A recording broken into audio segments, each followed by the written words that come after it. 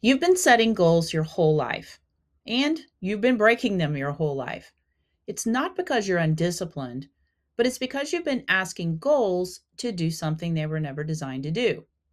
Think about your New Year's resolution cycle. Maybe you hold your fist against the sky like I do and say, "This is going to be my year." But by February, the fizzle shows up. You haven't stopped caring about the goal, but the struggle to stick with it has worn you out before the Super Bowl's even over. The motivational internet will tell you that's a discipline problem. You need more hustle. If you want it bad enough, you'll work harder. But here's what I've learned watching people in my therapy practice and my own experience. The struggle with your goals isn't always a discipline problem. Sometimes it's a direction problem. You're trying to make goals do the work of values, and they weren't designed for that. Well, what's the difference between goals and values? Goals are destinations, they're time limited and measurable. You either achieve a goal or you don't. They terminate, they end at some point. But values are direction. They're about the kind of person you want to be. You'll never complete your values. As long as you're alive, you're always moving toward them or away from them. Goals are fragile. You can have one bad week, one busy season, and one sickness, and you can break them. But your values are woven into your identity. They pull you back towards what you want. So let me make this concrete. One of my values is to be a healthy, fit grandma who can get on the floor and play with my grandsons. I'll always be working towards that as long as I'm alive, but I'll have many goals along the way. I might need to eat more protein. I'll certainly need to lift heavier weights and probably practice yoga for flexibility. And some of those things I'll crush, but many of them I won't. But my value remains the same. So when a sleeve of Oreos presents itself on a stressful Friday afternoon, I have a choice. The goal of eat healthier is pretty fragile. I can talk myself out of that in 2 seconds. But when those Oreos are competing against a value, like a healthy fit Gigi who can get off the floor without grunting and making grunting noises, that's a different fight.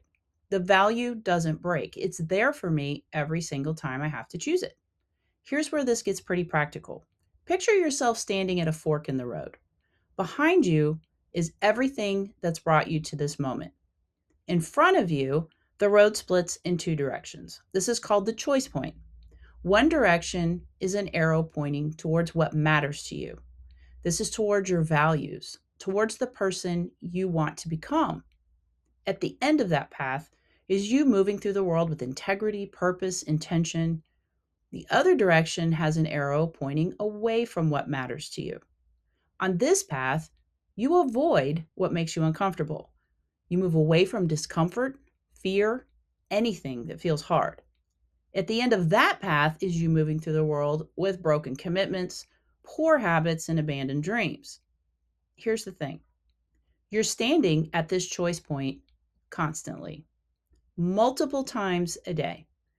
Every choice takes you somewhere. When you choose to eat the donut instead of the mango, where did that move you? Toward or away? When you left work early to get to your kid's game on time, where did that move you?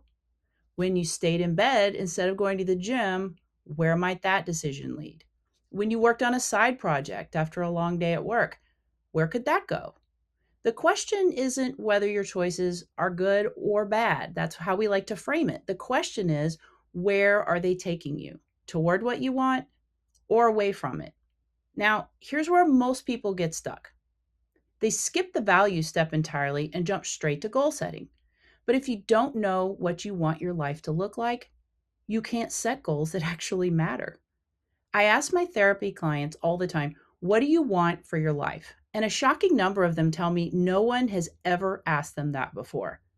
They know what they want to achieve, they just don't know who they want to be. So here's the question, what kind of person do you want to be?